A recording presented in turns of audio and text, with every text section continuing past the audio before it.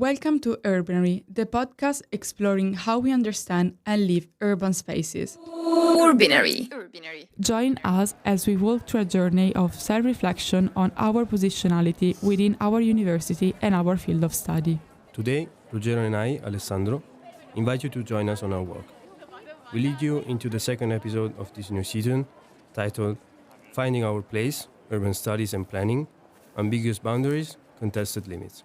Now, follow our footsteps and discover what we have to share. Urbinary. Hi everyone and welcome to the second episode of this new season, which has seen a great rebranding of the Urbinary team. I'm Alessandro Maisano and I'm here with Ruggero Signoroni. I'm currently a bachelor student at Politecnico di Milano at the DASTU department, focusing mostly on environmental issues in planning and urban studies, while Ruggero is a PhD candidate at the same department, focusing on planning theory, urban governance, and public policy. We are really excited to have you here. Great, so after the first episode, which, by the way, you should definitely check out if you haven't yet, today we're going to talk about urban studies and planning in a different manner. We're going to try to define them as disciplinary fields by exploring their boundaries and limits, while, of course, keeping in mind that such definitions are highly contestable, and this issue may be perceived differently by each and every one of you based on personal backgrounds or interests. Such differences are actually exactly what makes today's discussion interesting, since there isn't a precise and definitive answer to what urban planning and studies may or may not be, and such issue has been at the heart of our field since its very early days. Spatially related disciplines in general have such an amazing impact on our daily lives, and it has always amazed me how they do not seem to be perceived as relevant by people that are not involved in the study and practice of such issues. In fact, one might say that not being able to recognize them specifically and unequivocally differentiate them from other fields of study has been one of the main reasons for their marginality. So, what we are trying to do today is to spark a discussion around this issue by drawing on the insights and perspectives of a group of amazing individuals which, let me say now, we thank immensely for their time and dedication in shaping today's episode. And as you can see, we're not trying to give a lecture on this issue, we don't have definitive answers, but you'll certainly hear our opinion throughout the episode. In any case, we strongly believe that we need to find our place, as the title says, of course.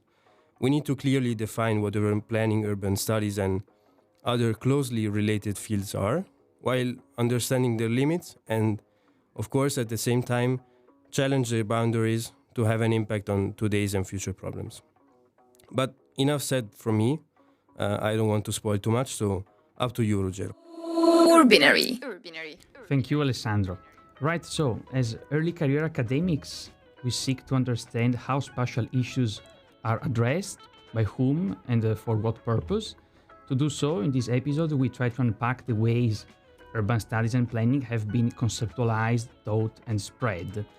To find our place, as you, Alessandro, just said, in the wide debate on how urban challenges should be tackled, we have asked ourselves the following question. Do urban studies and planning belong to the same field, or can they be separated in some way? Put another way, such a tricky question may sound more or less like this. What do urban studies as a field of scientific inquiry include and exclude in terms of disciplinary cultures? And accordingly, why should we see planning, for instance, as distinct from urban studies? Is there a rationale for determining whether planning or design-oriented disciplines contribute to urban studies? And ultimately, we ask ourselves, is there a common ground for convergence between these two domains if they can really be conceived as separated? This exploration of the ambiguous boundaries between urban studies and planning aimed to shed a light on dividing lines, common ground, and hypothetical convergences has been discussed with remarkable guests. Among them, we got academics such as Carolina Pacchi, Bertrando Bonfantini, Gabriele Pasqui, Alessandro Coppola, and Peter Lacour, early career researchers such as Michelangelo Fusi, Andrea Benedini, Rossella Ferro, and the Urbinary team, but even activists such as Dino Barra, and a wide variety of colleagues and friends from the department and abroad. So, here we are. To start our conversation, Alessandro, let me introduce a first provocative assumption. Whilst urban studies concern the analysis of urban phenomena from a multidisciplinary perspective, at the end of the day, urban planning concerns decisions over the spatial arrangements of a certain territory, for instance in terms of land use, infrastructure, strategic visions, and so on. It's an assumption, of course, that it will be discussed further, but such a distinction draws upon the definition of urban studies as a very multidisciplinary field of inquiry that encompasses all those sciences somehow devoted to the critical study of the spatial realm, although their interest as a scientific disciplines is not primarily spatial nor urban. To put it in an even more direct manner, they do not focus primarily on geometries, on spatial morphologies, but rather on how different phenomena play out in a spatial environment. Let's hear it from Carolina Pacchi. Urban studies, this is a quite wild and articulated field. I would say that it's the way that different social disciplines look at the city and at spatial organization issues.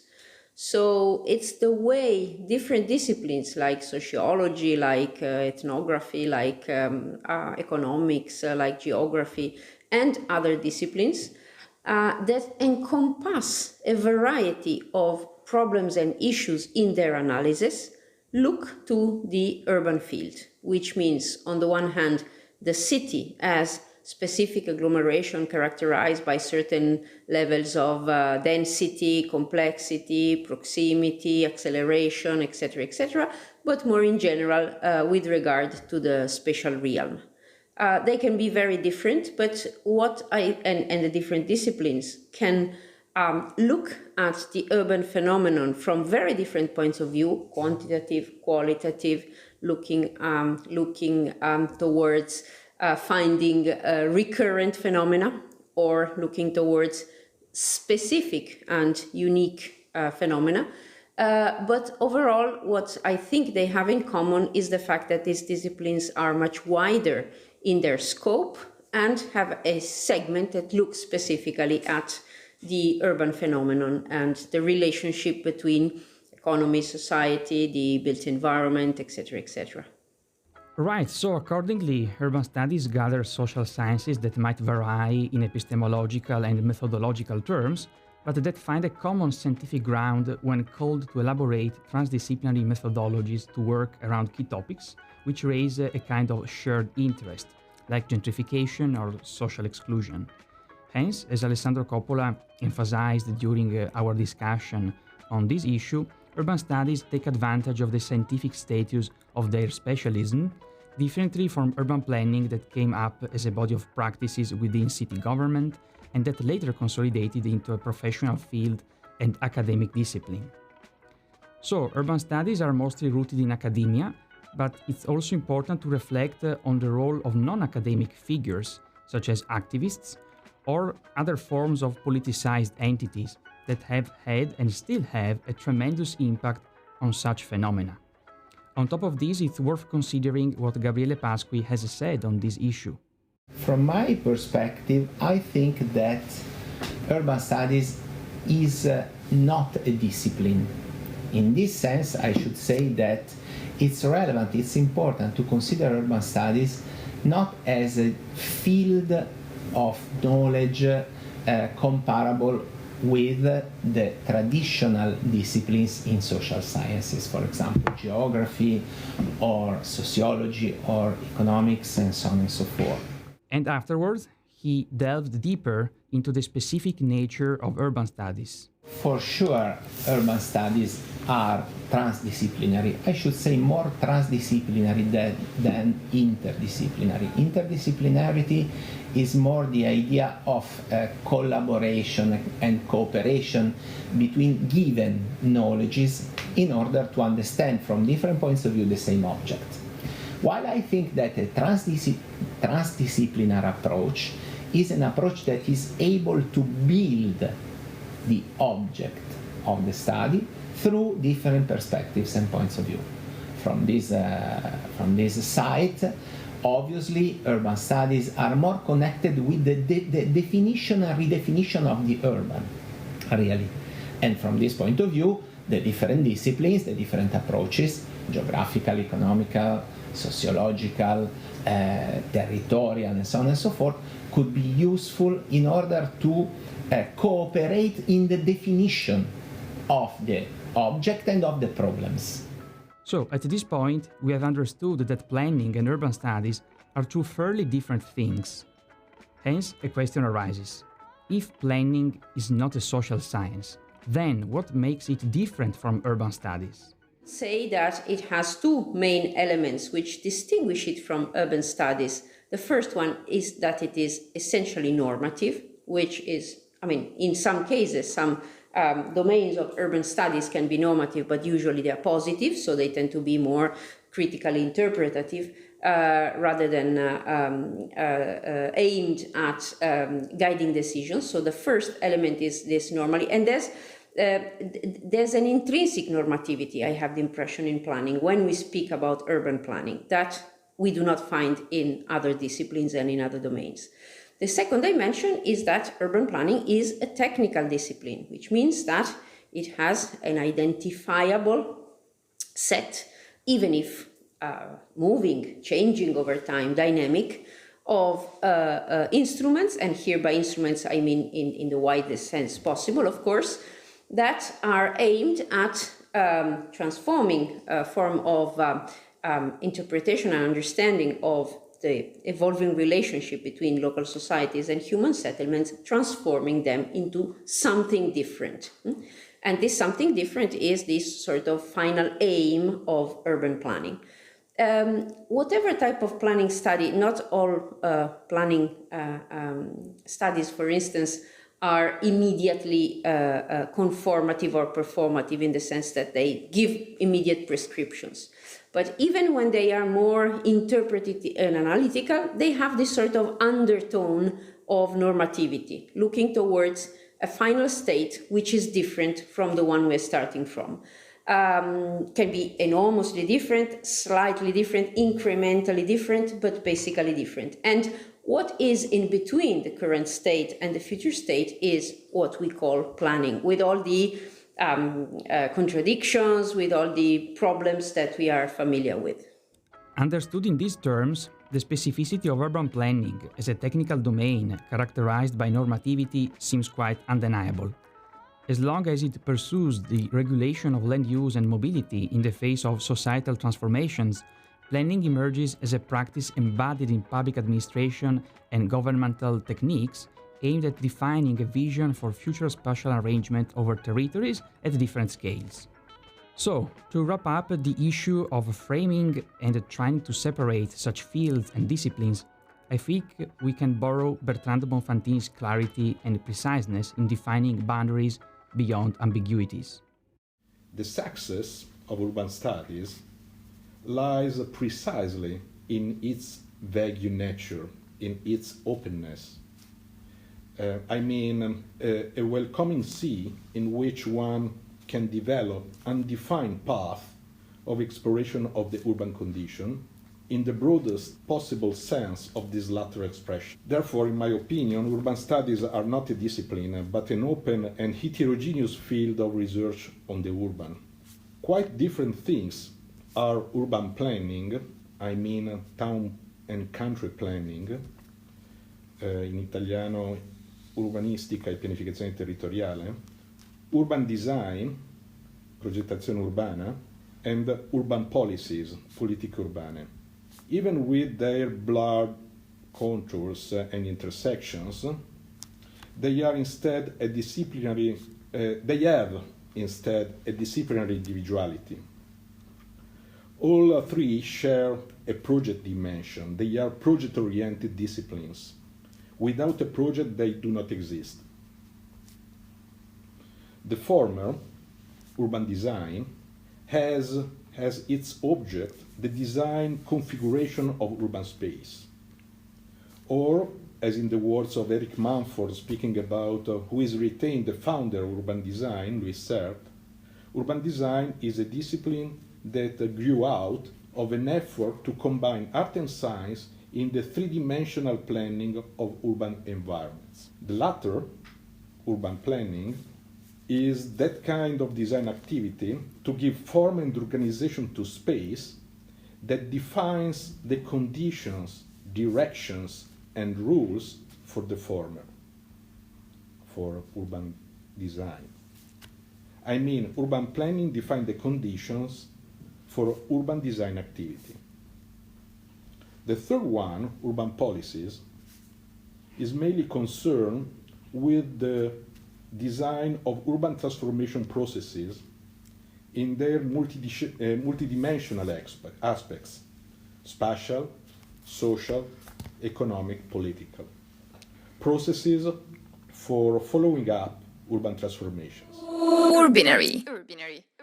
Right, so on top of what we've said until now, I think that there may be a few things that we need to add to the discussion, and which have emerged in various occasions. The first one is related to the technical language and jargon used in such fields.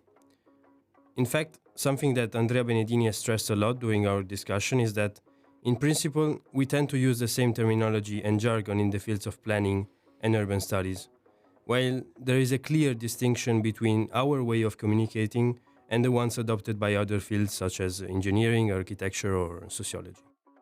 Sure, there are some similarities and convergences, but language helps us to set these two fields apart from really closely related ones.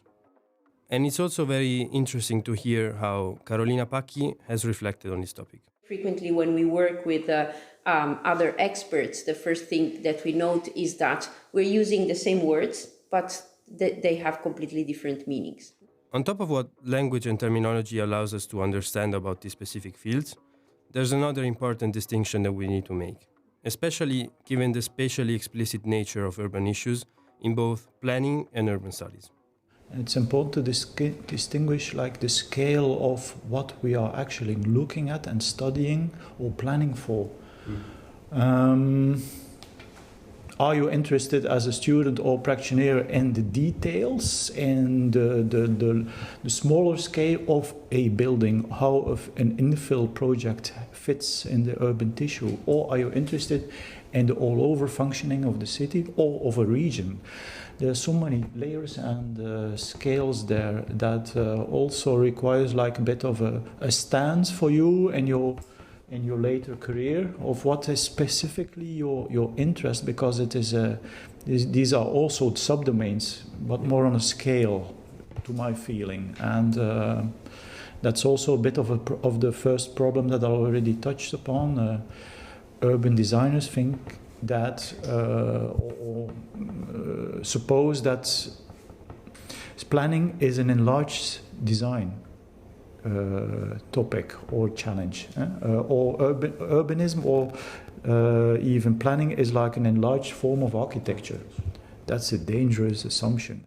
In this passage, Peter Lacoeur makes a very interesting point which we haven't mentioned yet. Scale, in fact, enables us to identify subdomains such as regional planning or neighborhood development, but even less explicitly spatially defined concepts like gentrification.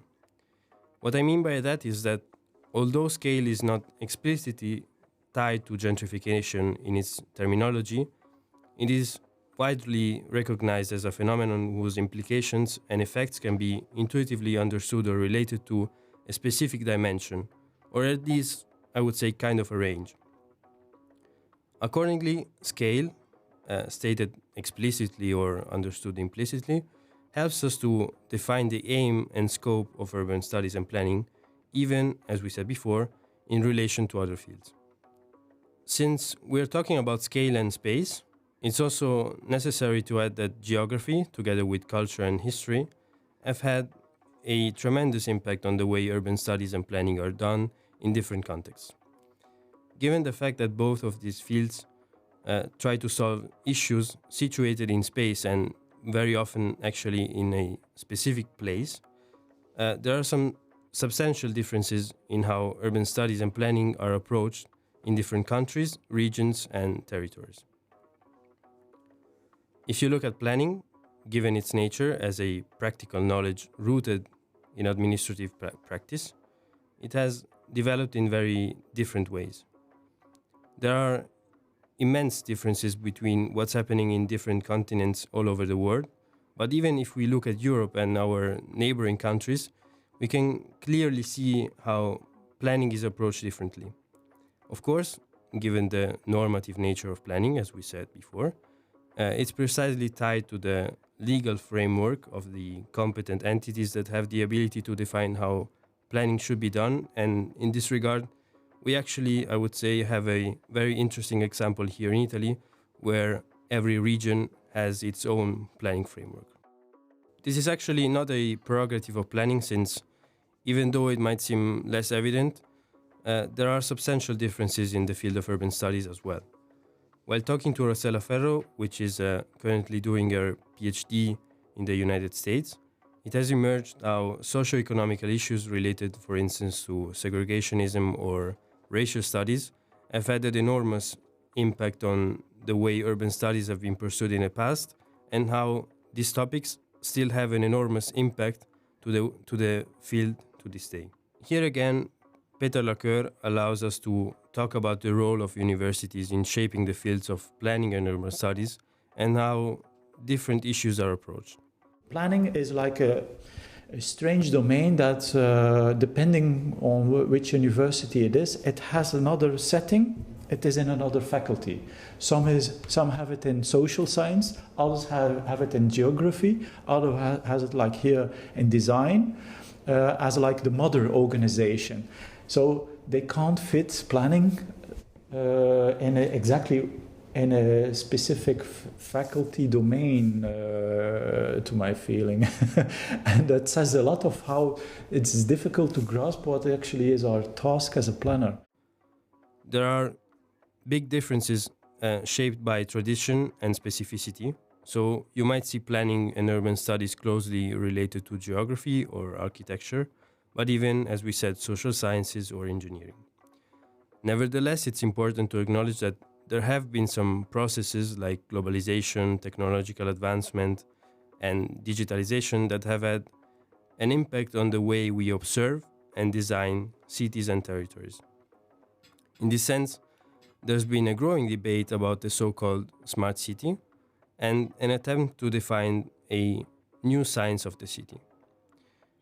Despite very recent speculations related to advancements in AI, data-driven solutions, or computational approaches, it's actually something that has been proposed and advocated by scholars such as Michael Batty already in the 70s, and have continued ever since to shape this specific subfield that sees computer science and engineering deeply intertwined with planning and urban studies.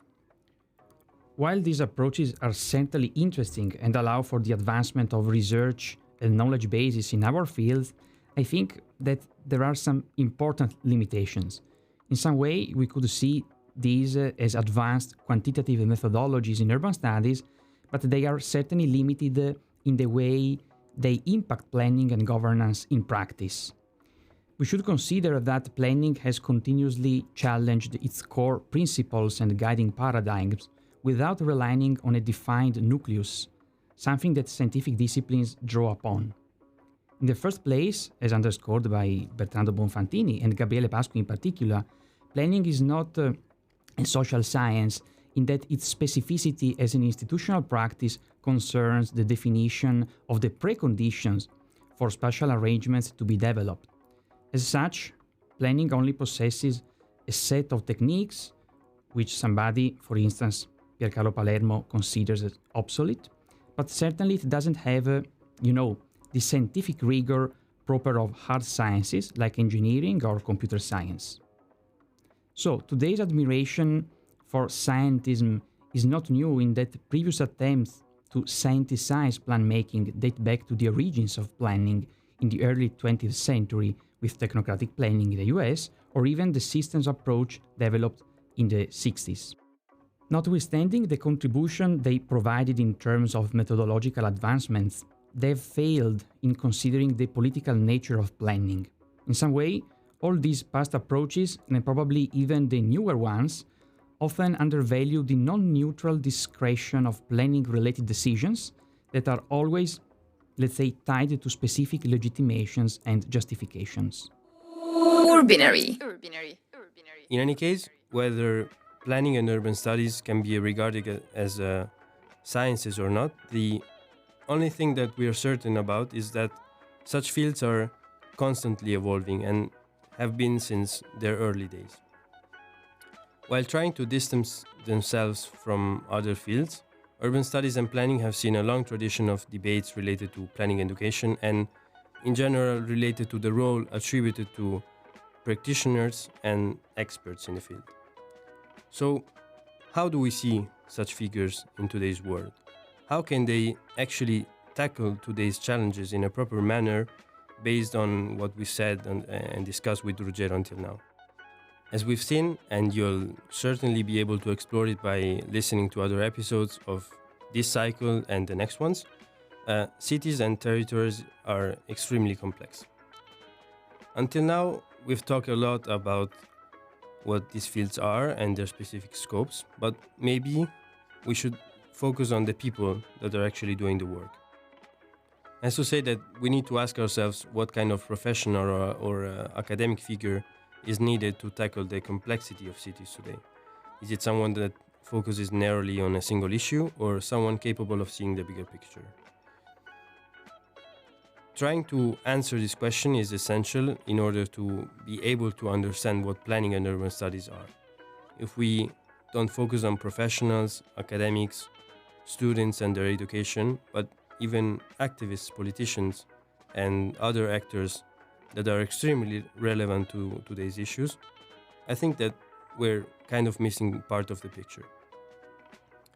While on one side, you'd find people that have pursued hyper-specialization to tackle some kind of spatially related issue, on the other side, there's a multitude of individuals that would define themselves as generalists rather than, let's say, specialists.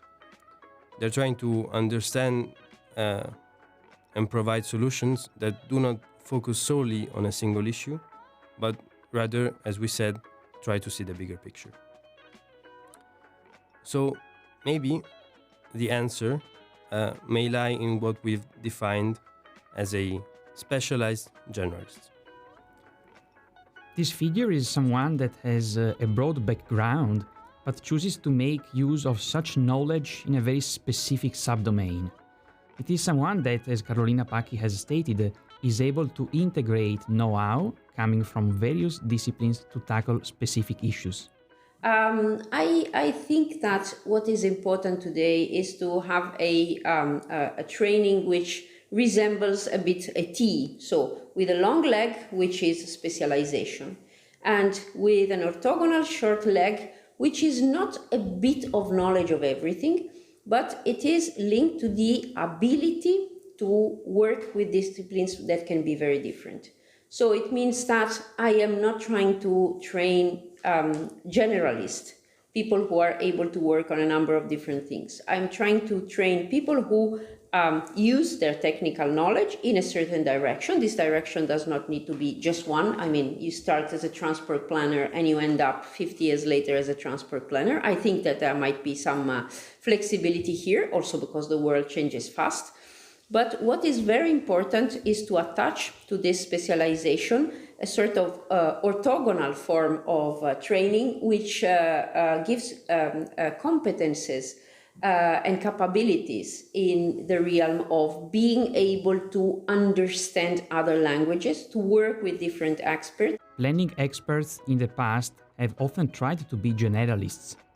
In fact, almost demigods allowed to plan and design cities based on their personal preferences and almost philosophical assumptions about how society should work. Given today's challenges and their deep complexity, it is crucial that we make use of specific competencies coming from a wide range of disciplines, but also precisely rooted in the practices of our contexts and fields.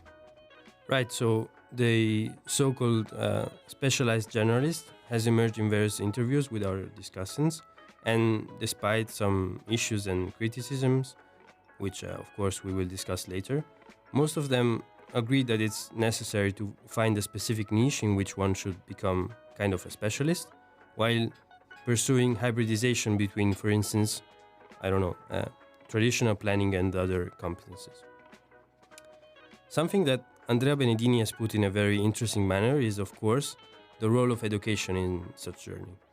One should start maybe with a broad set of disciplines in his bachelor's, for instance, while trying to find a specialization during masters. There are examples of masters in ecological or landscape planning, in mobility planning, or even masters that may be offering minors such as housing, economic and neighborhood development, or let's say urban design. As Carolina Pacchi has mentioned before, such a specialization can even happen later in one's career, since the generalist background allows for changes, despite the field is often perceived as uniform by non-experts, while, as we've seen throughout the episode, there are substantial differences and subdomains in spatially and urban-related fields. Right. But as always, there are some potential risks in specialization. The potential damage of creating silos has been evident in many occasions, and that's something that should be absolutely avoided, I think, given that urban challenges are intrinsically related to each other, and cities can be defined as complex systems within which each aspect is influencing other fields. I mean, that's precisely what we've discussed with Michelangelo Fusi, which is a PhD candidate in Brescia. And Michelangelo has mentioned the fact that people focusing on housing, anthropology, the environment, mobility, and whatever subfield you may prefer, often work together, but not in the way we would like them to. There are contacts for sure between each other, but they are multidisciplinary contacts, let's say not interdisciplinary contacts. I want to stress this difference. So if such experts work together, they work in a parallel way, okay?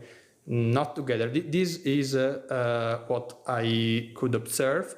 I'm sure there are exceptions, but it's really hard, also in my experience, to fully integrate different approaches and different perspectives. So there is a big difference between multi, inter, and transdisciplinarity, which may lead to completely different outcomes.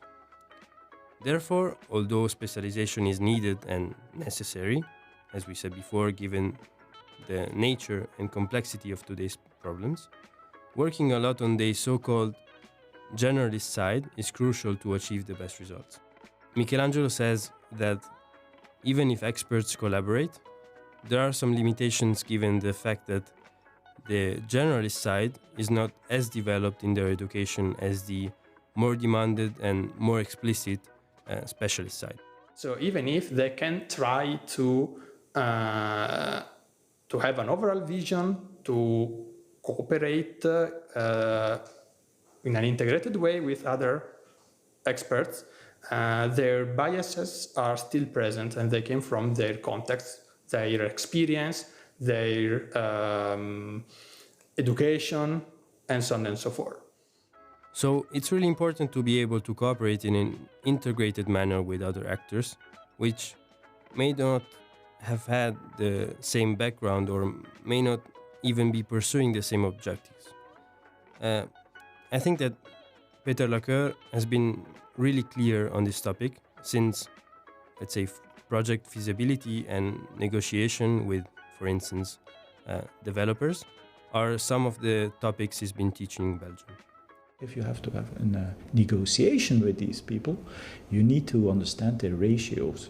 And the ratios are different than in many courses planning is taught, more from the overall picture, from the general interests, the good design and so on.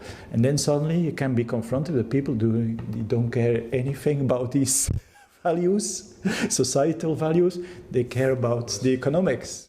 So in this case, it's really clear how real estate economics is something that people working in the fields of urban studies and planning absolutely need to understand and be able to manage. It's something that is often neglected in education, but has, I would say, a tremendous impact on our policies and studies. And the same could be said about mobility, which in most programs doesn't necessarily get enough space, as we discussed with Michelangelo, since that's become his specialization during his PhD. On this issue, I think Bertrando Bonfantini has been really clear on the role of training and academia. If we are to consider this question with respect to the responsibilities of training in a university formation path, we must keep in mind that the university is not a research institute, but a scientific educational institution. So, after wondering if we are actually pursuing a generalist background in a proper manner, we must remember, as we mentioned before, how our work is fundamentally political and absolutely non-neutral. Even if, as we mentioned before, planning may be seen as a technical domain, its political implications are crucial, and its intrinsic political value is what actually makes it interesting. The same can be said about urban studies, of course, which in one way or another always imply the need for action, mostly public action, to better comprehend or solve urban problems. The political value of such fields is what makes planning and urban studies so appealing to many different disciplines. In fact, Bertrando Bonfantini has emphasized how planning and urban studies live in a kind of paradox. While we struggle to define them and they often seem to gather little attention, countless disciplines attempt to address urban issues. So the political nature of such issue is precisely what drives activists such as Dino Barra, which play a crucial role in the fields of planning and urban studies. Such actors are particularly relevant with regards to how problems are framed and analyzed, but they can also be crucial in solving them. So, urban problems are not just a planner's or an urban studies specialist issue. They are addressed directly or indirectly by so many disciplines and stakeholders, and they are part of what politicians and other decision makers are mandated to address, and we should say what actually gets them elected or what takes them down in the political polls. So activists like Dino Barra have seen a long-standing collaboration with lots of academics, some of which we've interviewed now, and in this regard he has highlighted the political and ethical dimension of a planner's work. Our efforts, he says, should not remain abstract, but rather contribute effectively to practical issues of today's societies. The risk is that these reflections become confined in an abstract world of theories without real contact with the practical dimension of the urban problem. This is a rather widespread tendency. Now, it's up to you to decide whether you see urban planning as part of a broader field, which we define as urban studies, or if you rather see them as two very distinctly separated entities. In any case, we need continuous interaction between the two.